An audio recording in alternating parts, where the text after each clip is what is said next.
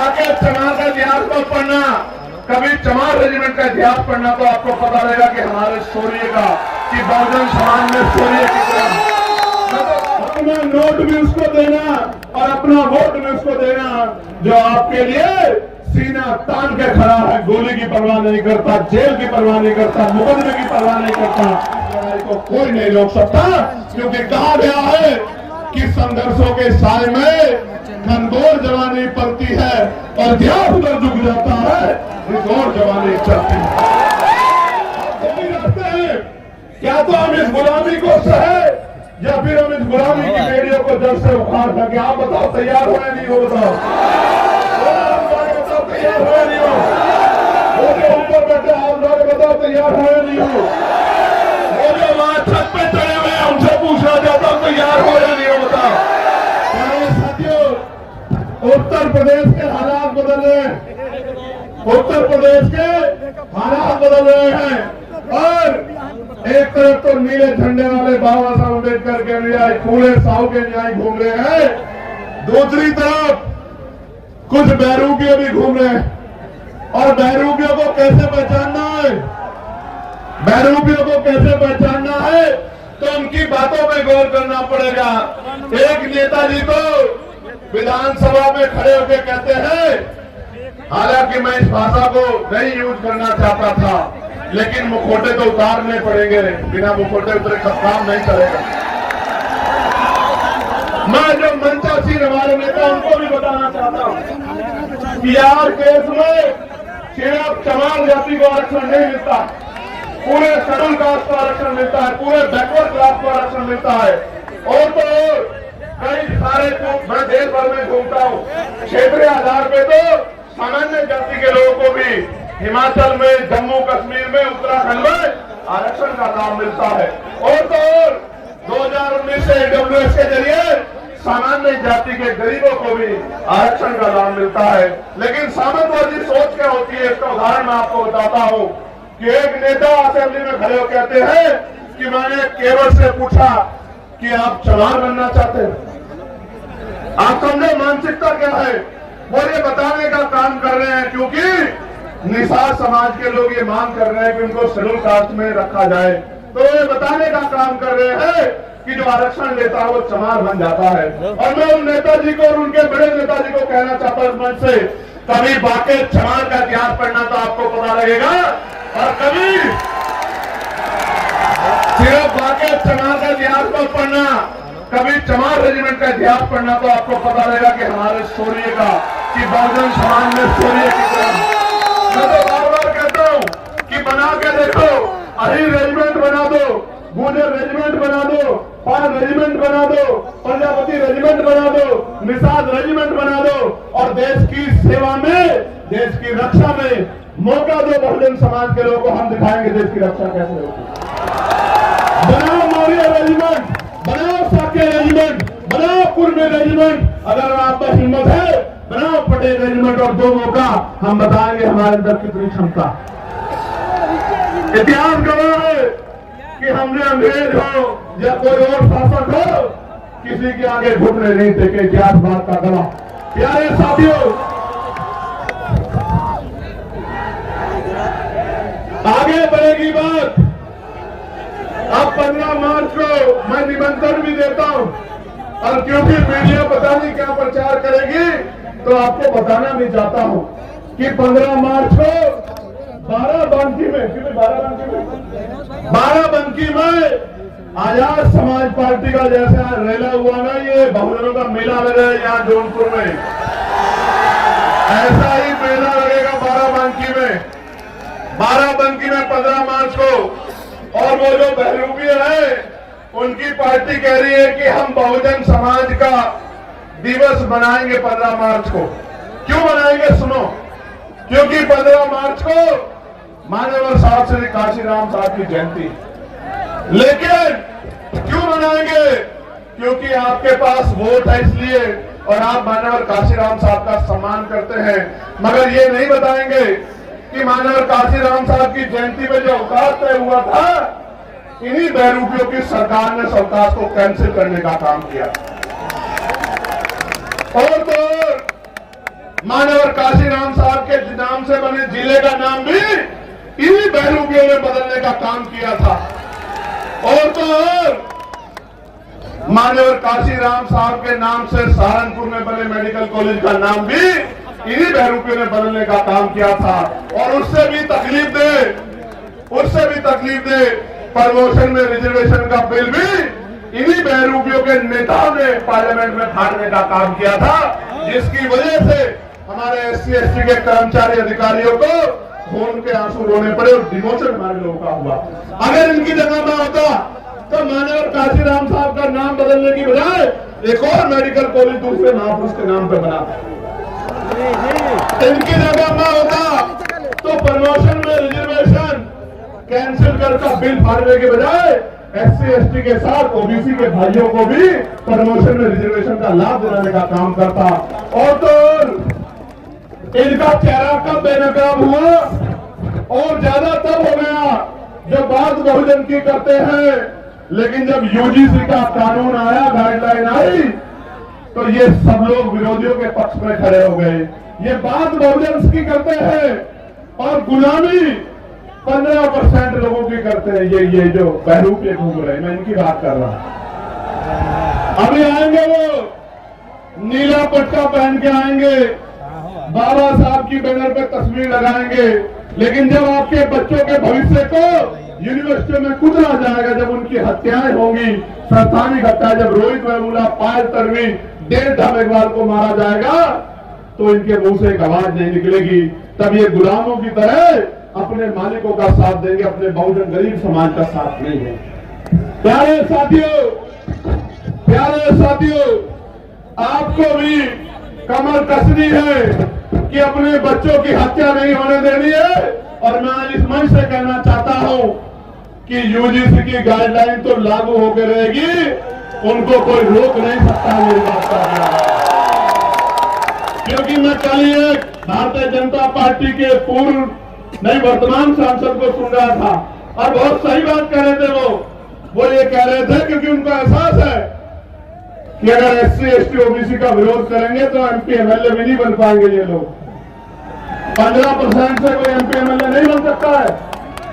मैं आपको कह रहा हूं, जो आपके अधिकारों का विरोध करे उसके लिए नारा मेरा याद रखना कि ना तो नोट उनको देना और ना वोट उनको देना जो आपके अधिकारों का विरोध करते हैं, आपके बच्चों का विरोध करते हैं। अपना नोट भी उसको देना और अपना वोट भी उसको देना जो आपके लिए सीना तान के खड़ा है, गोली की परवाह नहीं करता, जेल की परवाह नहीं करता, मुकदमे की परवाह नहीं करता, जो आपके आंसुओं पे अपना खून बहाने को तैयार है। आपको भी तैयार होना पड़ेगा उसको शक्ति देने के लिए, वरना फिर बहुत बड़ा नुकसान हो जाएगा। मेरी बात को आप याद रखना। प्यारे साथियों, हमने तय किया है कि हम सबसे बड़ा बदलाव ये करेंगे जब हम पे अवसर बनेंगे आजाद समाज पार्टी के लोगों पे, तो हम सबसे बड़ा बदलाव ये करेंगे कि हम नई शिक्षा नीति लागू करेंगे। और नई शिक्षा नीति क्या होगी?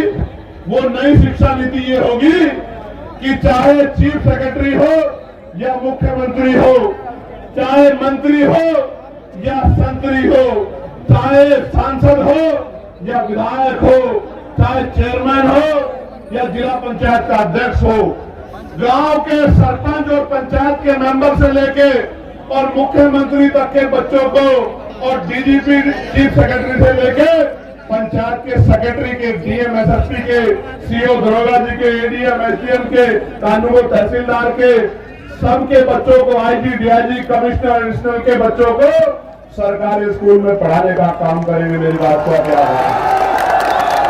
अच्छा, आप सोचोगे इससे बदलाव क्या हो जाएगा? मैं आपको बताता हूं इससे बदलाव क्या होगा। इससे बदलाव ये होगा कि जब उनके बच्चों के हितों की बात आएगी तो सरकारी स्कूल की व्यवस्था ऐसी होगी कि वहां 5 स्टार होटल भी आपको कमजोर महसूस होगा, उसके सामने खोखला साबित होगा। क्योंकि जब एक स्कूल में एक ही टेबल पे जिलाधिकारी का, SSP का और किसान मजदूरों का, हम गरीबों का बच्चा बैठेगा तो टीचर भी टाइम पे आएगा, कमरे भी अच्छे होंगे, साफ सफाई भी होगी और पढ़ाई भी अच्छी होगी, तभी जाके गरीबों के हिस्से में जो है अच्छी जिंदगी के सपने शुरू होंगे। प्यारे साथियों, हम हेल्थ पॉलिसी में बदलाव करेंगे।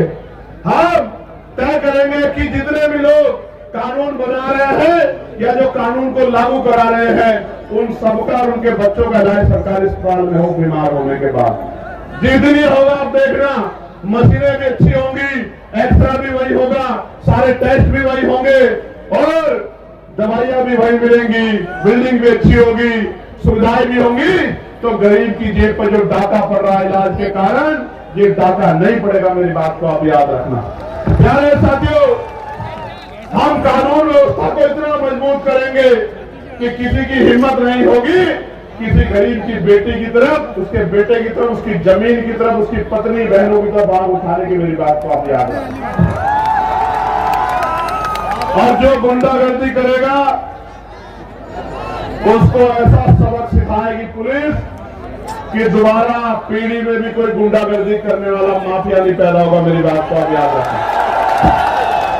प्यारे साथियों, ये जो केंद्र और राज्य की डबल इंजन की गुंडागर्दी की सरकार चल रही है, इस गुंडागर्दी की सरकार को सबक सिखाने का समय आ गया। मेरे भाइयों, मैं आपसे आग्रह करना चाहता हूं कि इस गुंडागर्दी का जवाब हमें वोट की ताकत से देना। अभी वीरभानपुर में क्या हुआ? वीरभानपुर में क्या हुआ? सत्ता को खुश करने के लिए पुलिस के लोगों ने मेरी गांव बहनों के ऊपर लाठियां चलाने का काम किया। पूरे गांव में कितनी मारपीट की आपको पता।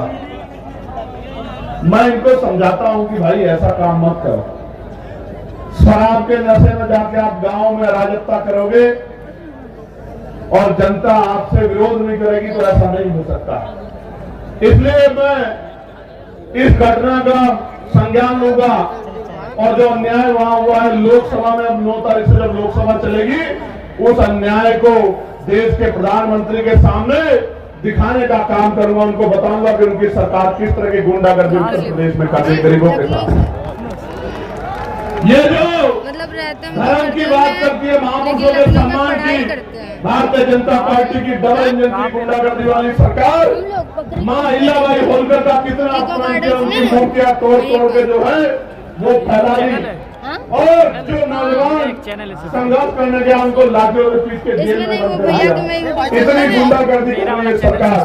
प्यारे साथियों, काशी द्वार बनाया जा रहा है बनारस में, एयरपोर्ट के पास 16 ग्राम सभा की जमीन को बिना मुआवजे के छीनने का काम कर रहे हैं। सरकार का काम लोगों को घर देना होता है, जमीन देनी होती, जमीन छीननी नहीं होती। लेकिन उत्तर प्रदेश की गुंडागर्दी करने वाली सरकार जबरन लोगों की जमीनें छीनने का काम कर रही है।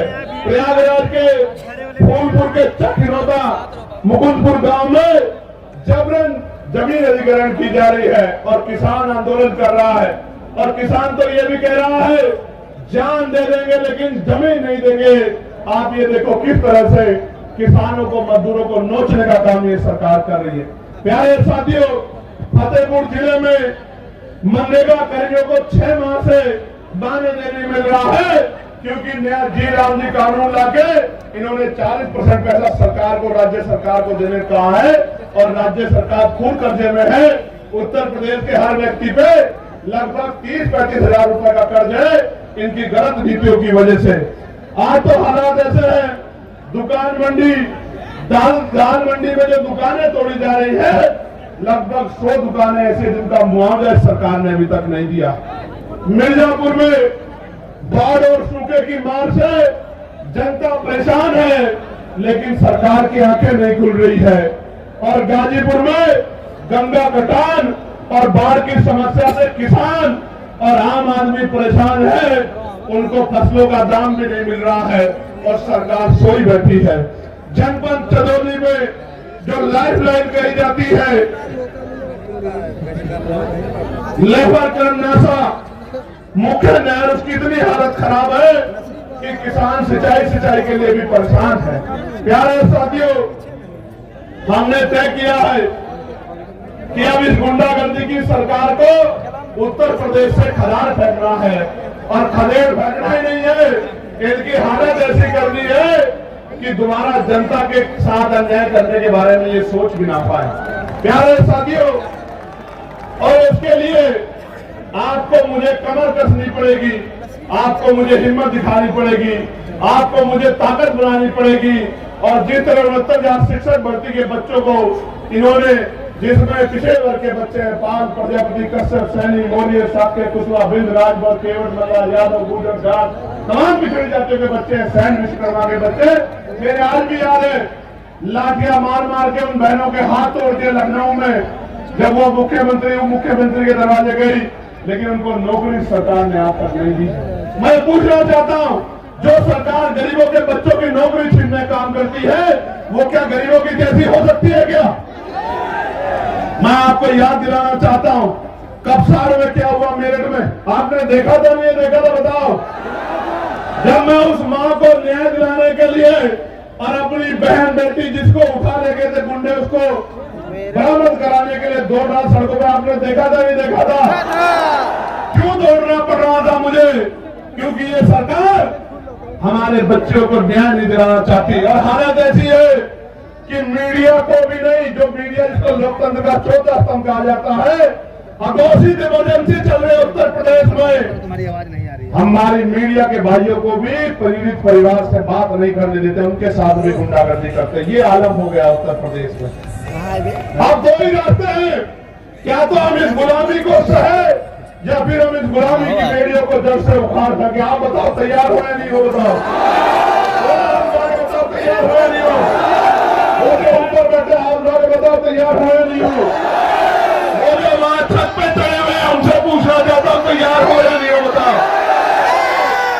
प्यारे साथियों, गौर करो, अब आप जब गांव में जाओगे तो क्या बताओगे कि भैया क्या करेंगे, भैया का साथ क्यों देना है, आजाद समाज पार्टी को वोट क्यों देनी है, आजाद समाज पार्टी का एमएलए क्यों जिताना है, आजाद समाज पार्टी का जिला पंचायत सदस्य क्यों जिताना है, आजाद समाज पार्टी का प्रधान और क्षेत्र पंचायत सदस्य क्यों जिताना, मैं आपको बताता हूं। हम तुम्हारे साथ हैं। मैं बताता हूँ क्यों जिताना है। वीडियो कॉल के दिखाई दे। हेलो, मैं बताता हूँ क्यों जिताना है। अगर आपको 15% अतिरिक्त आरक्षण चाहिए पिछड़े वर्ग के लोगों को, पिछड़े समाज को, मोरे जी यहाँ बैठे, प्रजापति जी यहाँ बैठे, बिल्कुल साफ कह रहा हूं, जिसकी सरकार होगी, जिस विचार की सरकार होगी, उसी भाव के काम करेंगे। इस उत्तर प्रदेश में पिछड़े समाज की जब 1931 में जनगणना हुई तो 52% था, फिर उसके बाद 600-700 नई जातियां उसमें जोड़ दी गई। आज वो 70% के करीब, ऐसा 65% के करीब मिल गया रहा है। 27% आरक्षण, वो भी मध्य प्रदेश में जहां 90% SC ST OBC है, वहां मिल रहा है 14%, 13% आज तक भी नहीं दे रहे। यूजीसी का मामला सुप्रीम कोर्ट में जाता, मैं सम्मान करता हूं सुप्रीम कोर्ट का, लेकिन अगले मिनिस्टर हो जाता है। लेकिन आपका मामला कई सालों से पड़ा, कोई पूछने वाला नहीं है। आज मैं ऐलान करके कह रहा हूं, आप जाके घर घर बताना, और क्योंकि हम लोग महापुरुषों को मानने वाले लोग हैं, हमारा संकल्प भी हमारी शक्ति है। जिस तरह केंद्र की सरकार ने 10% आरक्षण 3 दिन के अंदर सामान्य जाति के गरीब भाइयों को दिया था बिना आंकड़ा दिखाए, 15% आरक्षण अति पिछड़ी वर्ग की भाइयों को 27% से अलग आजाद समाज पार्टी का नाम दिलाने का काम करेगी। मेरी बात को आप याद जाति पिछड़ी जातियां 100 नौकरी आएगी तो 15 नौकरी आपके परिवारों में उस तरह पहुंचेगी जिनमें आपके हिस्से को कोई दूसरा नहीं ले पाएगा, और बाकी आपकी हिम्मत में है, आप पढ़ लिख के आपके बच्चे जनरल मेरिट या पिछड़े वर्ग में भी जाएंगे तो उसमें भी आपकी नौकरियों का संरक्षण करने का काम हम लोग करेंगे। मेरी बात का प्यारे साथियों, जातिगत गणना में ओबीसी का अगर कॉलम जुड़वाना है, ओबीसी की गणना करानी है, ये पता करना है कि ट्रैक्टर किसके पास है, ट्रॉली किसके पास है, बस किसके पास है, 4 पहिया गाड़ी किसके पास है, 2 पहिया गाड़ी किसके पास है, किसके अकाउंट में कितने पैसे, किसके पास कितना बिजनेस है, किसके पास क्या व्यापार है, किसके पास कौन शिक्षित है, किसके पास जमीन अगर जानकारी करनी है तो जनगणना करानी ही पड़ेगी और आर्थिक आंकड़े भी उसके जारी करने ही पड़ेंगे। ये तभी संभव होगा जब आजाद समाज पार्टी काशीराम के मेंबर असेंबली में और पार्लियामेंट में खड़े होंगे, तभी संभव होगा, इसके अलावा कोई रास्ता नहीं। प्यारे साथियों, अगर प्रमोशन में रिजर्वेशन SC ST OBC के कर्मचारियों को दिलाना है, उनके हितों की रक्षा करनी है, तो आपको आजाद समाज पार्टी काशीराम को ताकत देनी पड़ेगी। अगर आपको निजी क्षेत्रों में आरक्षण लागू कराना है, अपने बच्चों की हिस्सेदारी सुनिश्चित करनी है भेदभाव वाले समाज में, तो आजाद समाज पार्टी काशीराम को आपको वोट देनी, क्योंकि आजाद समाज पार्टी काशीराम का इकलौता सांसद ही वहां UGC के गाइडलाइन के समर्थन में सड़क और संसद में लड़ रहा था, दिल्ली जंतर मंतर में लड़ रहा था, बाकी तो आंख छिपा छिपा के इधर उधर घूम रहे थे। प्यारे साथियों, जो दुख तकलीफों में आपके नहीं हुए, वो कल सत्ता में के अहंकार में आपसे क्या हो जाएंगे, इस बात को आपको समझना पड़ेगा। इसलिए मैं आपसे कह रहा हूं कि आजाद समाज पार्टी को अगर आप कामयाब करेंगे, ताकत देंगे, तो फिर आपकी ताकत मजबूत होती जाएगी। गौर से सुनो मेरे प्यारे साथियों, अब बदलाव की घड़ी आ चुकी है। इस घड़ी का मैं भी इंतजार कर रहा हूं और आपको भी इंतजार है।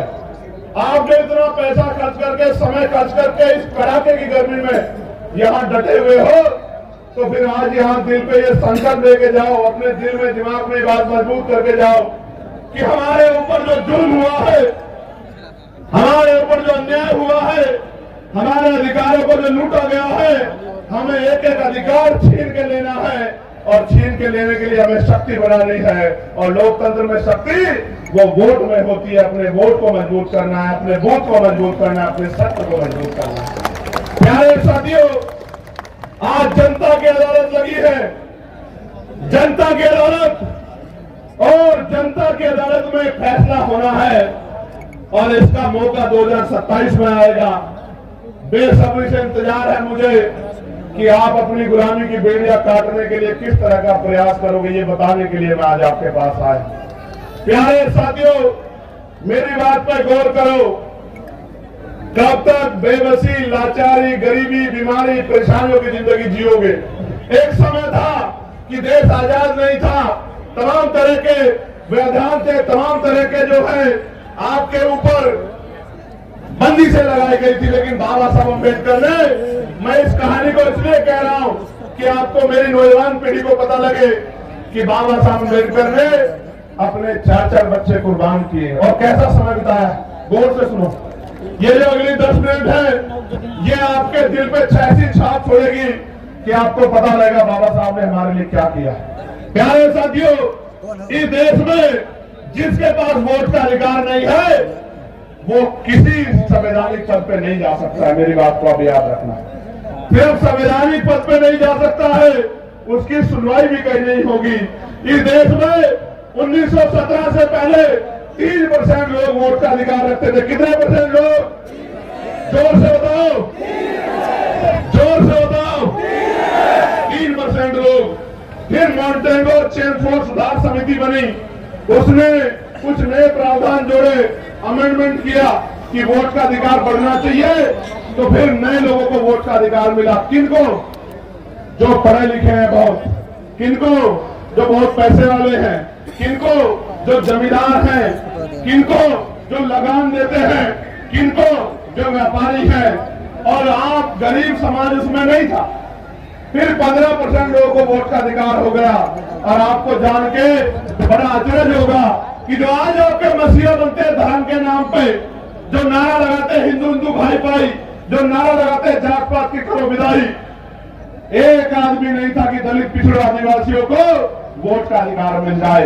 मैं आपको बताना चाहता हूं कि 1919 से पहले गरीब दलित पिछड़ी महिलाओं को तो छोड़ दीजिए, आदिवासी महिलाओं को छोड़ दीजिए, सामान्य जाति की एक भी महिला को वोट देने का अधिकार भारत के अंदर नहीं था। और 15% वोटर में एक भी दलित पिछड़ा आदिवासी नहीं था। 1928 में, मैं अपने नेताओं को भी बता रहा हूं कि वो भी गौर से सुने, 1928 में बाबा साहब अम्बेडकर ने ले उठाओ बहिष्कार हितकानी महासभा के उसके बैनर तले मेमोरेंडम दिया ब्रिटिश काउंसिल को और कहा कि ये लोकतंत्र नहीं है, ये तो धनतंत्र है, पूंजीपतियों का, मनुवादियों का, साम्यवादियों का गठजोड़ है। आज भी हमारे लोग को वोट का अधिकार नहीं है। आपको भारत के हालात का नहीं पता है। जब पूरी बात मेमोरेंडम में कही, उस मेमोरेंडम की जांच करने के लिए साइमन कमीशन भारत आया। जब साइमन कमीशन ने यहाँ की हिस्ट्री को देखा, यहाँ के हालात को देखा, यहाँ के लोगों से बात की, तो फिर 3 गोलमेज सम्मेलन हुए। उन 3 गोलमेज सम्मेलन में बाबा साहब अम्बेडकर ने हम लोग का प्रतिनिधित्व किया और बाबा साहब अम्बेडकर को कॉमनवेल्थ अवार्ड मिला। जब बाबा साहब को कॉमनवेल्थ अवार्ड मिला तो गांधी जी ने इरादा जेल में आंदोलन कर दिया और फिर 24 सितंबर 1932 में पूरा पैक हुआ, हमारे अधिकार छीन लिए गए। बाबा साहब ने तो ये कहा कि मैं एक फल लेकर आया था अपने गरीब समाज के लिए। इन मनुवादियों ने उस फल को छीन लिया, उसके छिलके मेरे मुंह पे मार दिए, जिसको आरक्षण का ताना दिया जाता है। मैं आपको बताना चाहता हूँ मेरे भाइयों, यहाँ पहुंची मेरी माँ, मेरे बच्चों, मेरे नौजवान बहादुर योद्धाओं, मेरे विभाग को बाबा साहब अम्बेडकर के तक प्रयासों से भारत पहला ऐसा देश है जिसमें हर व्यक्ति को, बालिग व्यक्ति को वोट का अधिकार मिला, सारी महिलाओं को वोट का अधिकार मिला, सार्वभौमिक मताधिकार लागू हुआ। अमेरिका नहीं कर पाया आजादी के समय, संविधान लागू होने के समय ब्रिटेन नहीं कर पाया, यूरोप नहीं कर पाया, रूस नहीं कर पाया। ये अगर सामाजिक न्याय का चरित्र किसी में था तो आपके महापुरुषों में था, फूले में था, साहू में था, पेरियार में था, पेरालाल यादव में था, बाबू जगदेव प्रसाद कुशवाहा, जननायक कपूर ठाकुर में था और बाबा साहब अम्बेडकर जैसे महान पुरुषों में था, जिसकी बदौलत इस देश में कमजोर वर्गों के लोगों की इज्जत बनी। आज भी आप जाके देखो, जिस बस्ती में वोट नहीं है, ना वहाँ बिजली है, ना पानी है, ना सड़क है, न रोजगार है, न साफ सफाई है, जानवरों से पूरा जीवन। बिहार के लोग जाके देखो, मुसार आपको पता लग जाएगा, अपने बॉर्डर पे जाके देखो, आपको पता लग जाएगा। इसलिए मैं आपको कहना चाहता हूँ, मेरी इस बात को सुनना और अपने दिल पे हाथ रख के बताना कि जब 18 मार्च 1956 को बाबा साहब अम्बेडकर आगरा में सभा करते हुए कह रहे थे कि मैं बड़ी मुश्किल से तमाम तरह के अपमान सह के, आरोप सह के, अन्याय जुल्म सह के इस कारवां को वहां से यहाँ तक लेके आ पाया। अगर आप इसको आगे नहीं बढ़ा सकते तो इसको पीछे मत जाने देना। मेरे बच्चों रोते हुए कह रहे थे बाबा साहब, हमसे रो रहे थे बाबा साहब, और आपको मुझसे कह रहे थे कि मेरे बच्चों इस कारवां को पीछे मत जाने देना। और बाबा साहब ये कह रहे थे, गौर से सुनो नौजवानों, मेरे जिगर के टुकड़ों, गौर से सुनो। बाबा साहब कह रहे थे कि जब मैं अपने चारों तरफ देखता हूं, एक भी नौजवान ऐसा दिखाई नहीं देता जो इस आंदोलन रूपी तंबू का बंबू बन के इस आंदोलन को आगे बढ़ा सके। बाबा साहब कह रहे थे जैसे एक बंबू के ऊपर बहुत टेंटों का बोझ होता है, इस तरह से मैं बहुत सारे बोझ को झेल रहा हूं, मैं बूढ़ा हो चला हूं, शांति से मरना चाहता हूं, लेकिन एक भी नौजवान मेरे आंदोलन को आगे बढ़ाने के लिए खड़ा नहीं हुआ। और आज मैं गौरवान्वित हूं कि ये लाखों का समंदर और इसमें नौजवानों का ये सारा इनकलाब इस बात की गवाही दे रहा है कि हमने बाबा साहब के दर्द को मान लिया, हमने बाबा साहब अम्बेडकर के दर्द को मान लिया है और हमने बाबा साहब के पूरे सपने को पूरा करने का मन में ठान लिया है। अब इस लड़ाई को कोई नहीं रोक सकता, क्योंकि कहा गया है कि संघर्षों के साय में घनघोर जवानी पलती है और ध्यान उधर झुक जाता है, घनघोर जवानी चलती है। साथियों, गौर से सुनो, गुलामी किसे कहते हैं? गुलामी ये है कि जब आप हार मान जाओ, गिरना गुलामी नहीं होता, फेल होना गुलामी नहीं होता, लेकिन जब आपके अंदर ये बात बैठ जाए कि आप जीत नहीं सकते, उसको गुलामी कहते हैं। 4 दिन पहले बदायूं में एक नौजवान 3 मुस्लिम बुजुर्गों, 2 मुस्लिम बुजुर्गों, एक नौजवान को पीट रहा। वो 3 लोग चाहते तो उसका बंदर बना देते पीट पीट के, लेकिन गुलामी इस बात को कहते हैं कि वो 3 लोग हिम्मत नहीं जुटा पाए और बिना किसी अपराध के पिटते रहे, बेइज्जत होते, इसको गुलामी कहते हैं। आज क्या हालात उत्तर प्रदेश में, किसी को कहीं से पकड़ो, कहीं गोली मारो, कहीं दिखाओ और कोई मुकदमा लगाओ, क्योंकि वो मुसलमान है तो कोई पूछने वाला नहीं है, वो यादव है तो कोई पूछने वाला नहीं है, वो कुर्मी है तो पार प्रजापति कसम है तो कोई पूछने वाला नहीं है, वो निशान है तो कोई पूछने वाला नहीं है, फांसी है तो कोई पूछने वाला नहीं, गोली मारो जेल भेजो। नंबर लिख ले, नंबर मदरसे पे कब्जा, मस्जिद पे कब्जा, खानका पे कब्जा, कोई पूछने वाला नहीं है। पुलिस की मौजूदगी में फतेहपुर के मकबरे पे जाकर तोड़ फोड़ कर दी गई, कुछ कहने वाला नहीं। क्यों? क्योंकि सबको डर लगता है कि कहीं ये भीड़ आपकी जान ना ले ले।